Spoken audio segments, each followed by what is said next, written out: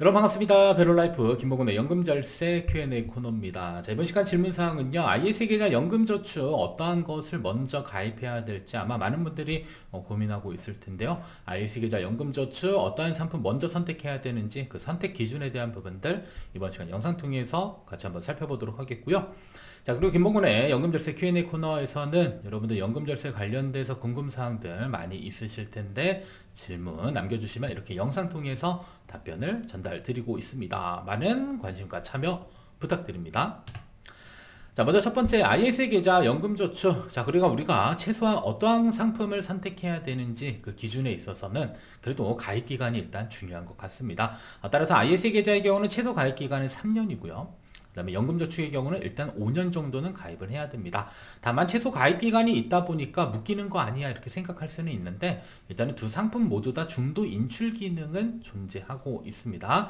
다만 ISA 계좌의 경우는 중도 인출은 조금 더 파격적입니다. 그냥 납입 원금에 대해서는 자유롭게 뭘 할 수 있다, 인출을 할 수는 있지만 연금저축의 경우는 납입하는 과정에서 세액공제를 받거나 운용이익이 발생됐었을 경우 이러한 자금들은 나중에 중도 인출하게 되면 세금을 고려해야 됩니다. 세금이 무려 16.5% 적지 않게 세금이 빠져나가고 있겠고요. 자, 그리고 연간 납입 한도는 ISA 계좌의 경우는 2천만 원까지 납입이 가능하고요. 내가 올해 납입 못한 것은 다음 연도로 납입 한도가 또 친절하게 이월됩니다. 그래서 ISA 계좌를 개설하고 한 5년 정도 지나고 나면요, 사실 1억 원을 한꺼번에 납입할 수 있는 1억 원 절세 통장이 마련되는 것이고요. 다만 연금저축의 경우는 납입할 수 있는 한도는 연간 1,800만 원이기는 하지만 얘는 2월이 안 됩니다. 그냥 올해 납입하지 않게 되면 끝나게 돼요. 따라서 내가 뭐 연금저축을 뭐 1,800만 원 납입 한도까지는 인지했는데 뭐 다음 연도에 뭐 추가적으로 더 낼 수 있을 거다 이렇게 생각하시면 안 됩니다. 그래서 연금저축은 그에 의해 납입을 해야 된다 이런 특징들이 있습니다. 자, 그리고 최대 납입 한도에 있어서도 ISA 계좌는 1억 원이고요. 그리고 연금저축은 없기 때문에 내가 1억 원 이상의 자금을 장기 투자를 목적으로 하고 있다 라고 판단되시는 분들은 당연히 연금저축을 선택하는 게 맞을 것 같고요. 그리고 1억 원의 자금을 납입해서 운용예에서 일정 부분 목돈을 활용하겠다 판단되시는 분들은 일단은 ISA 계좌를 먼저 선택하는 게 조금 더 나은 방법이 될 수가 있습니다. 자, 다음 두 번째로는 ISA 계좌와 연금저축 납입 운용 인출 단계에서 어떠한 세금적 차이가 있는지도 우리가 살펴봐야 됩니다. 자, 먼저 ISA 계좌는 납입하는 과정 중에 아무런 세제 혜택을 주지 않습니다. 따라서 내가 소득세를 줄일 목적, 세액공제가 필요한데 ISA 계좌를 선택했다라고 한다면 이때는 번지수를 잘못 찾게 되는 것이고요. 자, 나는 세액공제를 받을 목적이에요 판단되시는 분들은 당연히 연금저축을 먼저 선택하는 게 중요합니다. 자, 다음은 운용 과정에 있어서는 과세 이연 효과는 동일합니다. ISA 계좌나 연금저축 모두 중간에 발생되는 이자 또는 배당 소득에 대해서는 기본적으로 원래 일반 계좌에서는 15.4% 세금을 떼고 줘야 하는데 일단 중요한 건 ISA 계좌와 연금 계좌 안에서는 세금을 안 떼고 줍니다. 다만 2025년부터는 해외 배당에 대한 부분들은 과세가 돼요. 해외 배당은 그냥 국내 상장 해외 ETF에서 발생되는 배당소득, 분배금에 대해서는 미국에서 15% 세금 떼고 줍니다. 자, 그러면 세금을 뗀 재원을 가지고 나중에 인출할 때 또 세금을 부과하게 되는 이러한 과정들이 있는데 사실 이중과세 논란이 있었는데 아직 확정된 건 아닙니다. 뭐 ISA 계좌의 경우는 시행되고 있지만 연금저축의 경우는 아직 확정되고 있지는 않지만 근데 어떻게 되냐면요, 예를 들어서 뭐 해외배당 1,000만 원 받았다라고 한다면 15%면은 대략적으로 한 1,500만 원이겠죠. 150만 원. 150만 원. 150만 원에 대한 세금을 미국에서 일단 차감을 합니다. 자, 그리고 나서 이 차감된 이 150만 원 원천징수됐다라고 표현을 하거든요. 이 원천징수된 이 배당 소득에 대한 부분들 이것을 현재 기준으로는 대략적으로 한 55.28% 정도 뭘 해줄 거냐면 적립이라는 걸 해줄 거예요. 자, 그러면 적립을 하게 되면 뭐냐면 사실상 뭐 적립금은 나중에 우리가 소득세 같은 거 납입해야 될 때 차감해주는 항목입니다. 자, 예를 들어서 뭐 적립금이 100만 원이 쌓여 있는데 내가 세금 낼 게 200만 원이다라고 한다면 둘을 차감하게 되면 내가 실질적으로 내야 될 세금은 100만 원이 되는 것이고요. 반대로 내가 내야 될 세금은 100만 원인데 적립금이 200만 원 쌓여 있다라고 한다면 이때는 납부해야 될 세금이 없는 구조로 되어져 있습니다. 따라서 연금저축이나 ISA 계좌에서 발생되는 국내 상장 해외 ETF에서 해외 주식을 투자해서 발생되는 배당소득이 있다라고 한다면 그 해당 배당소득에 대한 부분들은 일정 부분 어떻게 되고 있다? 이렇게 원청징수 되고 있고요. 원청징수 되면서 일정 부분에 있어서는 적립금이 이렇게 쌓이는 구조고 나중에 세금 계산할 때 이 부분은 상계 처리되는 것으로 생각해 주셔야 되겠습니다.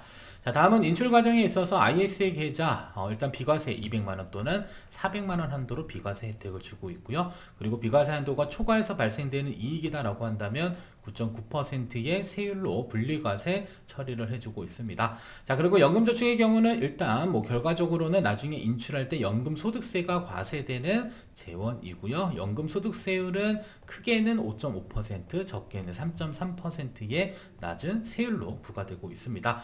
따라서 나는 납입하는 과정에서 세액공제가 필요해요. 선택지는 연금저축이고요. 아니다, 나는 3년마다 계속적으로 비과세 혜택을 받아야 돼요. 판단되시는 분들은 당연히 ISA 계좌를 먼저 선택하는 게 좋은 방법이 될 수가 있습니다. 자, 다음 세 번째로는 가입 목적에 따라서 이제 분류를 해볼 수 있습니다. ISA 계좌는 자산을 형성할 목적이고요. 일정 부분은 노후소득을 확보할 목적으로도 활용할 수 있습니다. 자산 형성은 일정 부분 당연히 3년마다 비과세 주는 혜택 때문에 자산을 형성하는 데 충분한 도움을 줄 수도 있는 부분들이고요. 자, 노후소득 확보에 대한 부분들은 사실 ISA 계좌와 연금저축은 짝꿍처럼 같이 따라다닌다 라고 생각하시면 좋은데, 어떠한 점이 좋냐면 ISA 계좌에서 3년 있다가 만약에 내가 해지를 해서 만기 자금을 받게 되는 경우에 뭘 할 수 있냐면 연금저축으로 자금을 이전할 수 있습니다. 자, 그러면 ISA 계좌 만기 자금을 연금 쪽으로 옮기게 되면요, 원래 연금저축의 납입 한도는 1,800만 원인데 내가 이전하는 해에는 1,800만 원을 초과해서도 납입을 할 수 있게 되겠고요. 자, 두 번째로는 이전하게 되면 이전 금액의 10% 최대 300만 원 한도까지, 원래 우리 연금저축하면 600만 원 한도로 세액공제 적용해 주는데 추가로 300만 원까지 더 세액공제를 적용을 해줍니다. 자, 그리고 나서 세액공제가 또 300만 원 되는 거 아니에요, 600만 원 되는 거 아니에요, 이렇게 얘기하시는데, 일단은 세액공제율은요, 소득에 따라서 13.2% 또는 16.5%가 적용이 되고요. 급여 기준으로 보았을 때는 그 기준점이 바로 5,500만 원입니다. 따라서 5,500만 원 초과하는 소득 발생되면 세액공제율은 13.2%, 미만 소득이 발생하게 되면 이때는 16.5%가 세액공제 한도다, 이렇게 보셔야 되겠습니다. 자, 그리고 연금저축의 경우는 과세 이연되는 부분, 그리고 저율과세가 핵심이기 때문에 사실 목적에 있어서는 나는 자산을 형성해서 목돈을 찾아 써야겠다 판단되시는 분들은 당연히 ISA 계좌를 먼저 활용해 주셔야 되겠고요. 아니다, 나는 그냥 노후소득을 확보해서 나중에 연금계좌, 연금 형태로 수령하고자 하시는 분들은 당연히 연금저축을 먼저 선택을 해 주실 필요가 있습니다. 자, 그러면 ISA 계좌 연금저축 선택 기준에 따라서 내가 무엇을 골라야 되는지 살펴보면요. 자, 세액공제 받을 목적이면 당연히 고민할 필요 없습니다. 그냥 연금저축을 선택해야 되겠고요. 자, 단기 운용에 있어서도 연금저축은 일단 최소 가입기간 5년이고요. 내가 인출하기 위해서는 나이 기준으로는 만 55세가 넘어야 됩니다. 따라서 단기 운용 목적에 있어서는 연금저축은 적합하지 않지만 ISA 계좌는 또 적합해요. 일단 일반적으로 3년만 넘어가게 되면 비과세 혜택 받을 수 있고요. 그리고 중간에 자금 인출하는 것도 연금저축보다는 조금 더 자유롭습니다. 그냥 납입 원금까지는 아무런 조건 없이 인출 가능하고요. 그리고 장기 운용에 있어서는 둘 다 선택하는 데는 사실 큰 무리는 없습니다. 그래서 장기 운용을 가지고 연금저축을 먼저 해야 될까, ISA 계좌를 먼저 해야 될까, 이러한 고민보다는 내가 목돈을 인출할 목적이다라고 하면 이때는 ISA 계좌가 적합할 수 있겠고요.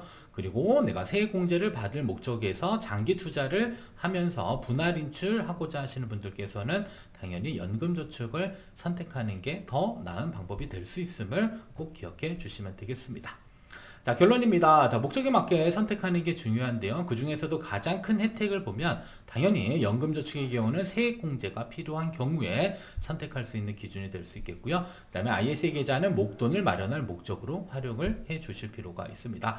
따라서 나는 목돈을 마련할 목적으로 먼저 ISA 계좌를 선택을 했는데 시간이 지나고 나니까 목돈을 사용할 필요가 없어졌다.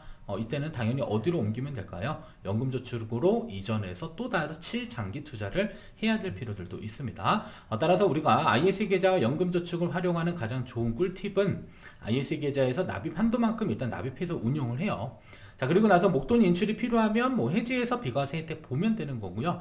만약에 나는 목돈 인출이 필요 없어졌어. 이때는 연금저축으로 이전을 하는 방안을 고민을 해 주실 필요가 있습니다. 다만 두 상품을 모두 가입해야 되는 이유는요. 연금저축의 경우는 일단 최소 가입 기간이 5년으로 설정이 되어져 있습니다. 자, 그러면 내가 ISA 계좌를 꾸준히 운용하다가 얘를 연금으로 이전해서 나중에 인출하려고 하면 결국에는 또 5년이라고 하는 기간이 필요하기 때문에 이 5년 조건을 채우기 위해서라도 연금저축을 미리 가입하고 활용하는 게 조금 더 좋은 방법이 될 수 있겠고요. 자, 그리고 연금저축을 신규 납입했었을 때 가입기간 인정받으려면 적어도 한 1만원 정도는 납입을 해주시는 게 좋다고 기억을 해주시면 좋을 것 같습니다. 자, 지금까지 베럴라이프 김봉근의 연금절세 Q&A 코너였고요. 다음 시간에 더 유익한 정보로 찾아뵙도록 하겠습니다. 감사합니다.